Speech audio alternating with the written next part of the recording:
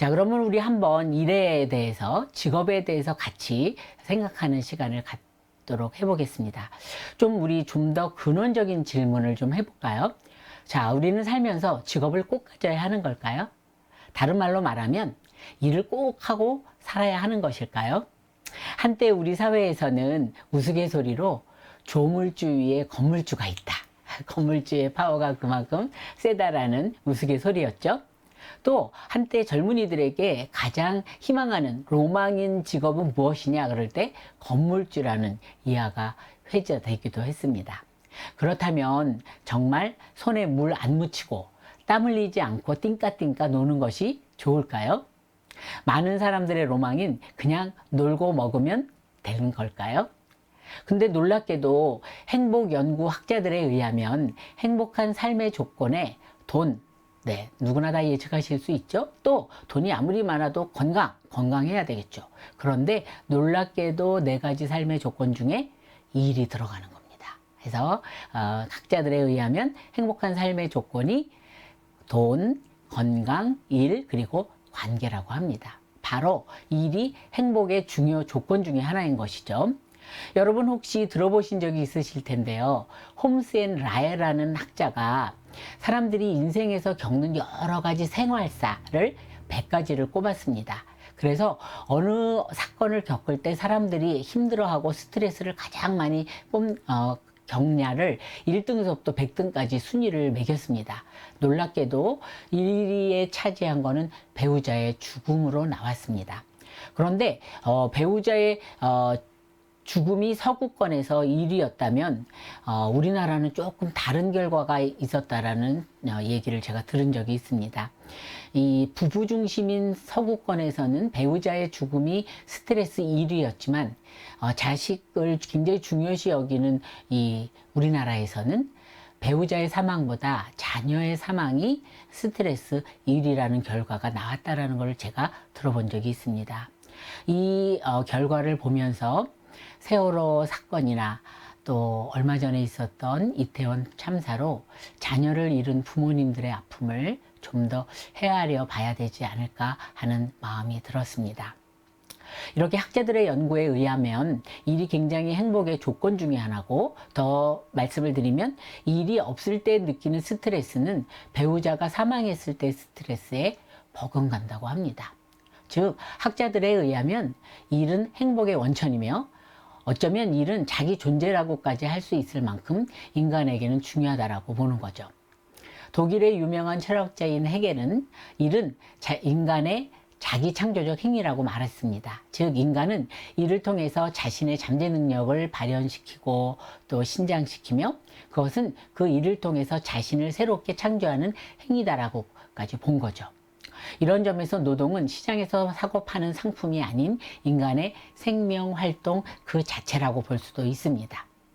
이렇게 직업을 통해서 돈도 벌고 또 더 나아가서는 성취감과 보람을 얻기 때문에 이는 인생의 의미와도 직결되기 때문에 직업은 인생의 토대라고까지 표현할 수가 있습니다. 그렇다면 우리가 조금 아까 얘기했듯이 돈이 많으면 놀고 먹어도 될까? 예, 좋을 것 같지만 여러분들 하고 한 날 놀다 보면 어떤 생각이 들까요? 매일 놀고 먹는 사람한테 휴가가 의미가 있을까요? 예, 저도 언젠가 혼자 프랑스로 49일간 배낭여행을 간 적이 있습니다. 저도 그냥 노는 거를 너무 좋아했고 그냥 휴가 가는 거를 너무 좋아했었는데 너무 놀랍게도 제가 이제 프랑스 스트라스부르라는 도시에 갔었는데 일요일에 도착해서 일요일 날 밤에 자고 월요일 날 아침에 이제 저는 그 스트라스부르라는 도시를 이제 관광하기 위해서 혼자 배낭을 메고 지나가고 있는 중인데 월요일 날 아침이니까 사람들이 이렇게 출근하는 모습이 많이 보였습니다. 그런데 놀랍게도 제 속에서 그 일하러 가는 사람들이 부럽다라는 생각이 들었는데 정말 생각지도 못한 저의 생각이었습니다. 그래서 제가 그날의 그날의 광경을 생각하면 내가 그렇게 노는 거를 굉장히 좋아했지만 일하는 것도 좋아하는구나 라는 새삼 놀라운 발견을 한 역사적인 순간이었습니다. 이런 일을 통해서 우리는 자신이 성장하기도 하고 또 우리가 먹고 사는 거 외에 자기 성취감을 갖는 의미에서 이래야 인간이다라고까지 볼 수가 있는 겁니다. 그런데 이렇게 중요한 일은 아쉽게도 아니면 세상의 많은 일과 같이 동전의 양면을 가지고 있습니다. 자, 이렇게 일이 중요한데도 불구하고 우리나라에서는 어떻습니까? 예, 일이 중요하죠. 그렇기 때문에 몇 년씩이나 공무원 시험을 준비하면 공시생들이 있고요. 그래서 그 청년들을 일컬어서 우리가 취준생, 취업을 준비하는 학생이다라는 뜻의 취준생이라는 말이 있습니다. 그래서 이 실업자로 살면 마치 낙오자가 된 것 같은 그런 사회 분위기고요. 그런데 이제 우리나라를 비롯해서 많은 나라가 사회가 고령화가 되면서 청년 실업이 큰 사회적인 이슈로 부각되죠. 그래서 청년들이 취업하는데 옛날 우리처럼 대학 졸업하면 곧장 우리 저만 하더라도 2월 28일 날 졸업인데 2월 1일서부터 근무했었거든요. 그런데 요즘은 졸업하고도 취업할 때까지 그 빈 시간이 1년, 2년, 3년이 그저 보편적인 그런 현상이 일어나고 있습니다. 그런데 이렇게 어렵사리 준비해서 취업을 했는데 막상 취업하고 나면 조직 생활이 힘들어서 취업을 준비하던 취준생이 아닌 퇴직을 준비하는 퇴준생이라는 단어가 취준생, 퇴준생이라는 말이 두 단어가 어깨를 나란히 하고 있는 것이 우리 사회의 현주소입니다. 우리 간호직만 그런 게 아니에요. 간호직도 취업해서 1년 이내에 그만두는 거를 신규 사직이라고 그러거든요. 신규 퇴직률. 그런데 이 퇴직률이 굉장히 높아서 간호계에서는 그 신규 간호사들의 퇴직을 막으려고 줄이려고 굉장히 애를 쓰고 있는데 비단 간호 분야뿐만이 아니고 그렇게 어렵사리 들어간 공무원에서도 1년 이내에 그만 퇴직을 하는 비율이 굉장히 높다고 합니다. 이렇게 취업하기를 굉장히 갈망하면서도 막상 취업해서는 힘들어하는 그런 현상이 일어나고 있는 거죠. 그래서 어느 드라마 대사에서 나오는데 굉장히 저의 뒤통수를 쳤어요. 그 여자 주인공이 사랑하는 사람과의 이별보다 더 무서운 건 매달 날아오는 카드 결제 고지서라고 하는 말을 들으면서 정말 맞다 라는 무릎을 쳤습니다. 그래서 많은 사람들이 어찌 보면 좋아서 일을 하는 것이 아니고 매달 내야 하는 카드값 때문에 할 수 없이 직장을 다니는 셈인 거죠. 다른 말로 바꿔 말하면 한 달 중에 월급이 통장으로 들어오는 하루 빼고는 나머지는 이제 죽을 맛으로 근무를 하고 있다라고 표현까지 할 수가 있습니다. 이와 같이 일은 양면성을 지닙니다. 그렇게 원하던 직장을 다니게 되었지만 대부분의 사람들은 아침에 눈을 뜨면 직장에 안 가고 쉬었으면 좋겠다. 오늘이 불타는 금요일 저녁이었으면 좋겠다. 또 거꾸로 이제 일요일 해가 저물고 저녁을 먹고 나면 내일은 출근해야지 하는 생각에 다들 우울해집니다. 그래서 월요일 증상이라는 신드롬이라는 단어까지 나오지 않았습니까? 그래서 사람들이 일에 대해서 그렇게 갈망하지만 또 한편으로는 고역이다. 그 다음에 마감 기한을 맞추는 그런 인생을 살고 있다라는 말을 하는데 저는 진짜 정년퇴직을 하고 나서 사람들이 이제 정년퇴직하고 나니까 어떠냐고 이제 질문을 많이 하죠. 근데 정년퇴직을 하고 나서 제일 좋은 게 아침에 눈 떠서 내가 꼭 어딜 가야 하고 또 며칠까지 레포트를 내야 되고 또 성적을 내야 되고 시험 문제를 내야 되라는 또 기한을 맞춰서 해야 되는 작업이 없다라는 걸 생각하면 너무 행복해지는 거예요. 그래서 많은 사람들이 거꾸로 얘기하면 이렇게 기한 맞춰서 뭔가를 내는 일이 굉장한 스트레스로 늘 겪고 사는 일이라고 할 수가 있죠. 제가 그래서 이렇게 눈만 뜨면 오늘도 내가 마음대로 시간을 관리할 수 있고 낼 수 있고 마음껏 게으름을 필 수 있다라는 의미에서 저의 정년퇴직 이후의 저의 삶을 별명을 붙였습니다. 돌골싱. 풀어서 얘기하면 돌아온 골드 싱글입니다. 남편이 있기 때문에 돌아온 싱글 그러면 오해가 될 것 같아서 거기다가 골드를 붙였고요. 그다음에 돌아온을 붙였습니다. 골드라는 말은 자, 여러분도 한번 여러분의 삶을 뭐 길든 짧든 한번 돌아보셔요. 예. 유치원을 들어가기 이전에 그 숙제 없던 시절, 아무것도 하지 않아도 되는 그 시절로 돌아간 것 같은 그런 느낌이기 때문에 저는 정년퇴직 이후의 저의 삶을 돌아온 골드 싱글이다 라고 얘기할 정도로 이렇게 기한 맞춰서 뭐를 하지 않는 저의 생활이 굉장히 좋은데, 거꾸로 늘 기한을 맞춰서 뭔가를 해내야 하는 직장인들이 그만큼 스트레스가 많다라고 하는 거죠. 이렇게 이제 일이, 직업이 우리 인생에 굉장히 중요한데, 직업 선택이 왜 어려울까요? 여러 가지 이유가 있을 수 있지만 우선은 내가 하고 싶은 일이 뭔지 잘 모르겠다, 이런 경우가 많습니다. 특히 우리나라 교육상으로는 초등학교, 중고등학교, 이제 전공을 택해야 될 그 전 시기인 그 초등, 중, 고등학교 시기에 자기의 적성에 대해서 좀 알아보고 여러 직업이 무엇이 있는데 그것이 나의 적성과 어떤 게 맞을까를 좀 알아볼 기회가 거의 전무하다라는 것이 좀 슬픈 사실이죠. 주로 이제 고3 때 대학교를 선택할 때는 가장 중요한 기준이 성적이 돼버리는 것이 우리의 현실이기 때문에 그렇습니다. 그래서 우선 하고 싶은 일이 무엇인지 잘 모르고 내 적성이 어디에 있는지 잘 파악하기가 어려운 것이 좀 직업을 선택하는 데 있어서 좀 어려운 일이라고 할 수가 있고요. 또 각 직업이 어떤 특성을 갖고 있는지 직업 정보가 좀 부족한 것도 좀 사실이고, 또 드라마나 여러 이제 그 매체를 통해서 우리한테 소개되는 직업의 정보가 좀 왜곡되어 있는 경우도 많죠. 요즘 이제 드라마를 보면은 그 좀 재미있는 거는 굉장히 그 다채롭잖아요. 뭐 기상 관측하는 사람들이 주인공이 되기도 하고, 진짜 많은 그 주인공들의 직업이 소개되고 있는데, 그런 소개 드라마나 여러 매체를 통해서 소개되는 직업들의 그 현실적인 정보가 조금 왜곡돼서 전달된다면 그것도 우리가 선택하는 데 좀 어려움이 있다라고 볼 수가 있습니다. 자, 저는 이제 졸업했을 때 이제 간호사가 업장 됐다고 하지 않았습니까? 우리 때는 그냥 한 번 직장, 영원한 직장이었어요.